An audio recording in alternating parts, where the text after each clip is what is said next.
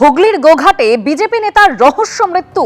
বাড়ি থেকে উদ্ধার হয়েছে হাত পা বাঁধা অবস্থায় ওই বিজেপি নেতার ঝুলন্ত দেহ।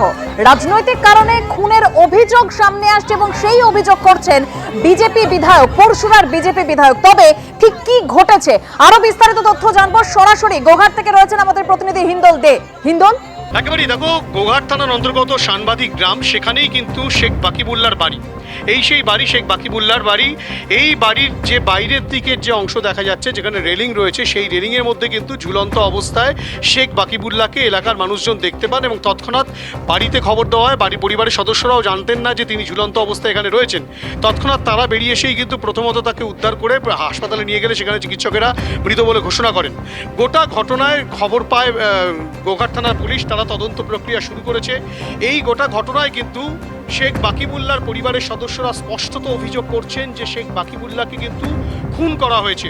কেননা এইখানে এই যে রেলিং রয়েছে, সেই রেলিংটা কিন্তু মজবুত নয়। সামান্য ধাক্কাতে কিন্তু সেই রেলিং পড়ে যেতে পারে। সেক্ষেত্রে যদি সে আত্মঘাতী হয়ে থাকে তাহলে সেটা খুলে পড়ার সম্ভাবনা ছিল। এবং তাদের সবচেয়ে বড় প্রশ্ন যেটা তারা বলছেন যে তাকে খুন করা হয়েছে, কেননা তার হাত সামনে থেকে বাঁধা অবস্থায় ছিল। সে হাত বাঁধা অবস্থায় কিভাবে, যদি আত্মহত্যা করে থাকলে কিভাবে করে থাকতে পারে? সুতরাং সে আত্মহত্যা করেনি, তাকে খুনই করা হয়েছে, তেমনটাই তারা অভিযোগ করছেন। তার পাশাপাশি ইতিমধ্যেই পুলিশ সূত্রে যেটা বলা হচ্ছে যে শেখ বাকিবুল্লার পরিবারের সদস্য, তার ভাই, তিনি কিন্তু ইতিমধ্যেই গোঘাট থানায় একটি অভিযোগ দায়ের করেছেন। যে অভিযোগে তিনি উল্লেখ করেছেন যে তার ভাইকে খুন করা হয়েছে, কিন্তু নির্দিষ্ট কারো নামে তিনি অভিযোগ করেননি। আননোন পার্সন হিসেবে তার অভিযোগ লিপিবদ্ধ হয়েছে এবং যার পরিপ্রেক্ষিতে গোঘাট থানার পুলিশ কিন্তু তদন্ত প্রক্রিয়া শুরু করেছে।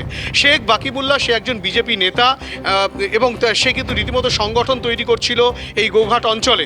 স্বাভাবিকভাবেই যে পরিবারের সদস্যরা বলছেন যে এর আগেও সিপিএম এর একজন ব্যক্তিকে তিনি বাইকে করে পৌঁছে দিয়েছিলেন। একেবারে হিন্দল, এই জায়গা থেকে যেরকম তুমি বলছিলে যে পরিবারের তরফে বলা হচ্ছে, স্পষ্টভাবে অভিযোগ করা হচ্ছে যে খুন করা হয়েছে শেখ বাকিবুল্লাহকে। তার বাবা কি বলছেন যে সিপিএম করতো বলে তৃণমূল মেরেছিল, বাধ্য হয়ে ছেলে বিজেপিতে যায়, এরপরেও তৃণমূল মেরেছে। অভিযোগ মৃত বিজেপি নেতার বাবার। শুনুন। এখন এই জ্বালা যন্ত্রণায় বিজেপি ঢুকেছে। সিপিএমের লোকে মোটরসাইকেল করে নিয়ে গেলে একদিন গোঘাটে নামিয়ে দিয়েও পাথরে আমি কাজ করতে যাই। তাকে বলছে শালাই সিপিএম করে, শালাকে মারলো, তৃণমূলের ছেলেরা মারলো, আমরা যাক ছাড়িয়ে রোধ করে দিলাম। বাবা চিপে যা বন্ধ করে দিলাম। আমাকে উপরওয়ালা অনেক ধৈর্য দিয়েছে।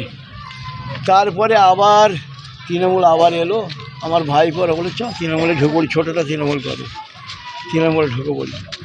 যেচে তৃণমূলে ঢুকতে গেল মিছিলে, বিজয় মিছিলে, সেখানেও ছেলে দুটোকেই মারল। আর যদি খুন না করে থাকে আমি অযথা কারো ঘরে দোষটা বলে পারবো নি। আমার একাল জোর করে ঘরকে নিয়ে এলো ছেলেটা। আমার ওইখানে ঘর আছে মসজিদ তলায়। আমাকে এত ভালোবাস চালানো করলো শেষ বেলায়। আমি ছেলেটাকে ছোটো ছিল বলে যাবে।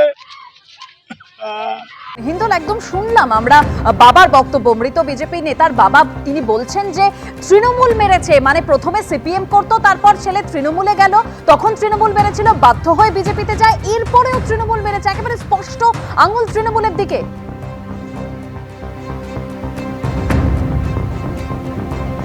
একেবারে দেখো, এই অভিযোগ তার বাবা যেমন করছে, তার পাশাপাশি তার স্ত্রীও কিন্তু এই অভিযোগ করছে যে তৃণমূল কিন্তু প্রায়শই ভয় দেখাতো।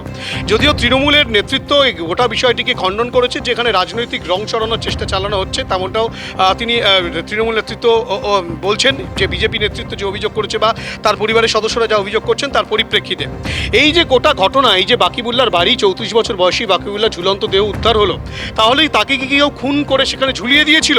সেই প্রশ্নটা সামনে আসছে, কেননা বাকিবুল্লার হাত সামনে থেকে বাধা ছিল। যদিও পুলিশ সমস্ত বিষয়টা তদন্ত করে দেখছে, ময়নাতদন্তের জন্য দেহ পাঠানো হয়েছে, ময়নাতদন্ত রিপোর্ট হাতে আসার পর মৃত্যুর সঠিক কারণ জানা যাবে। কিন্তু তার পাশাপাশি পুলিশ যেটা এখনো পর্যন্ত জানাচ্ছে, পুলিশের প্রাথমিক যে তদন্তে পুলিশ পেয়েছে যে একটি সুইসাইড নোট পাওয়া গেছে, যেটা মোবাইলের মাধ্যমে সে বিভিন্ন ব্যক্তিকে পাঠিয়েছিল এবং সে সেখানে নিজের থেকে এই মৃত্যুকে বরণ করছে, তেমনটা সে উল্লেখ করেছে। অর্থাৎ কিনা তার মৃত্যুর জন্য কেউ দায়ী থাকবে না, এই ধরনের কথা উল্লেখ রয়েছে। কিন্তু সেই লেখাটা কি আদৌ বাকিবুল্লাহ? বুল্লার, সেই কি সবাইকে ফরওয়ার্ড করেছিল সেই মেসেজটা, সেটাও কিন্তু নিশ্চিত নয়। সেই বিষয়টাও তদন্তকারীরা খতিয়ে দেখছেন। এবং হাতের যে বাঁধন, যে সামনে থেকে হাত বাঁধা অবস্থায় ছিল, সেই বাঁধন কিন্তু বেশ খানিকটা শক্তপোক্ত অবস্থায় ছিল না, বেশ খানিকটা ঢিলাঢালা অবস্থায় ছিল। সুতরাং সে কি কোনো রকমভাবে সে নিজে থেকে ঝুলে গিয়ে থাকতে পারে মৃত্যু নিশ্চিত করার জন্য, নাকি তাকে কেউ খুন করেছে? সমস্ত বিষয়টা কিন্তু তদন্ত সাপেক্ষ। এই সুইসাইড নোটের বিষয়টাও পুলিশ খতিয়ে দেখছে। এমনকি পুলিশ এটাও বলছে যে সে মানসিকভাবে একটা চাপের মধ্যে ছিল। কি সেই চাপ, তাকে কি কেউ কোনো ব্যক্তি চাপ দিচ্ছিল, সেইটাও কিন্তু তদন্তকারীরা খতিয়ে দেখছেন, পরিবারের সদস্যদের সাথে কথা বলছেন। গোটা ঘটনায় কিন্তু এই বিজেপি নেতার ঝুলন্ত দেহ উদ্ধারকে ঘিরে রহস্য ঘনীভূত হয়েছে এবং সেই রহস্য উদ্ঘাটনে গোঘাট থানার পুলিশ তারা সমস্ত দিকই খতিয়ে দেখছেন। খুনের যে তথ্য সামনে আনা হচ্ছে সেই বিষয়টা যেমন তদন্তের মধ্যে রাখছেন, তার পাশাপাশি তিনি আত্মঘাতী হয়েছেন কিনা বা আত্মঘাতী হয়ে থাকলে কী কারণে হয়েছেন, সমস্ত বিষয়টাই তদন্ত করে দেখা হবে, তেমনটাই পুলিশ সূত্রে খবর। একেবারে ধন্যবাদ হিন্দোল। অর্থাৎ পরিবারের তরফে যেটা স্পষ্ট অভিযোগ করা হচ্ছে যে বিজেপি নেতা বাকিবুল্লাহকে খুন করা হয়েছে, তৃণমূলের দিকেই তারা অভিযোগের আঙুল তুলছে। কিন্তু এখান থেকেই প্রশ্ন উঠছে, এই বিজেপি নেতাকে, মৃত বিজেপি নেতাকে কি আগে কোনোভাবে ভয় দেখানো হতো? এবার আপনাদের সামনে রাখবো এই মৃত বিজেপি নেতার স্ত্রী কি বলছেন, শুনুন। কে খুন করা হয়েছে, ও আত্মহত্যা করবে, ও আত্মহত্যা ছেলে নয়, ওর এত কিছু হলো, ও কোনোদিন এসব ভাবেনি। ওকে খুন করাই হয়েছে, না না ওইটা বলতে পারছি না। আমাকে কিছু জানাতো নি। আমি মাঝে মাঝে একটা দুটোর সময় ওকে কেউ ফোন করলেও যখন যেত, আমি শুধু একটাই বলতাম যে তোমার পিছনে এত শত্রু আছে, কেন যাচ্ছ? বলছে মানুষের বিপদে আমাকে যেতে হবে না। শত্রু কেন ছিল? পার্টি করতো, বিজেপির নেতা ছিল।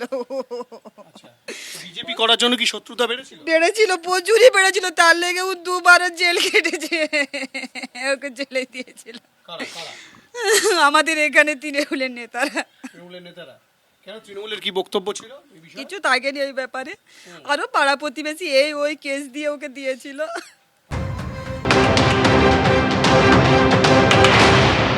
কে খুন করা হয়েছে, ও আত্মহত্যা করবে, ও আত্মহত্যা ছেলে নয়, ওর এত কিছু হলো, ও কোনোদিন এসব ভাবেনি।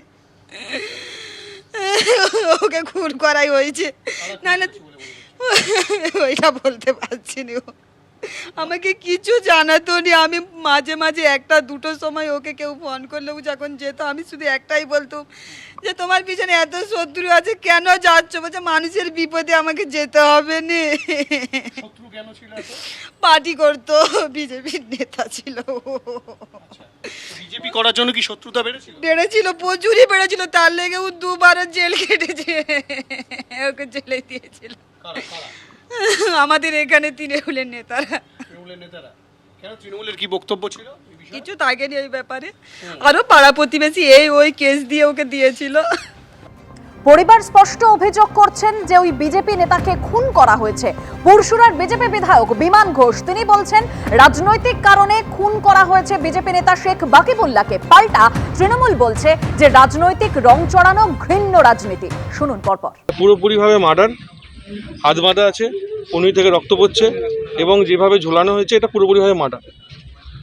পরিষ্কার একটা দাবি পুলিশ প্রশাসনের কাছে, কারা এটা করেছে ইমিডিয়েট ইনভেস্টিগেশন করে পোস্টমর্টমে পাঠাক। আমি পুরো কন্টিনিউ বডির সঙ্গে থাকবো, পোস্টমর্টম হবে, পোস্টমর্টম রিপোর্ট সব কিছু যা যা হবে।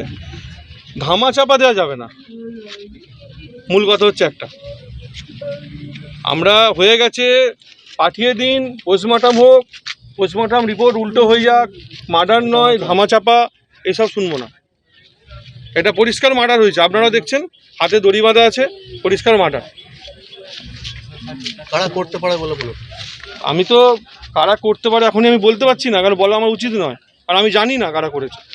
কিন্তু যারা করেছে বাইরে থেকে লোক আসেনি, বাইরে থেকে লোক এসে বাড়িতে মার্ডার করতে চলে যায়নি, এলাকার লোক কেউ যুক্ত আছে। সেটা কে বা কারা, টিএমসি কেউ হবে বা আদার্স কেউ হবে, সেটা তো ইনভেস্টিগেশনের পর জানা যাবে। যে কোনো মৃত্যু দুঃখজনক, তার পরিবারকে আমরা সমবেদনা জানাই। তার কারণ হচ্ছে যে আমরা জানি যে আমাদের গোঘাট 1 নম্বর ব্লকে প্রত্যেকটি পরিবার, সারা বাংলার প্রত্যেকটি পরিবার মামাটি মানুষের সরকারের পরিবার এবং তৃণমূল কংগ্রেসের পরিবার। তৃণমূল কংগ্রেস সর্বদাই মানুষের পাশে থাকেন, আমরা সবসময় মানুষের বিপদে আপদে থাকি। এবার যারা এই রাজনৈতিক রং চড়ায়, এগুলো ঘৃণ্য রাজনীতি আমরা মনে করি। প্রশাসন তার যথাযোগ্য পূর্ণাঙ্গ তদন্ত করছে, ব্যবস্থা গ্রহণ করছে। প্রশাসনের প্রতি আমাদের আস্থা রয়েছে। আমরা ওই পরিবারের পাশে আমরা রয়েছি। পরিবারকে সমবেদনা জানানোর সাথে সাথে আমরা পরিবারের পাশে রয়েছি।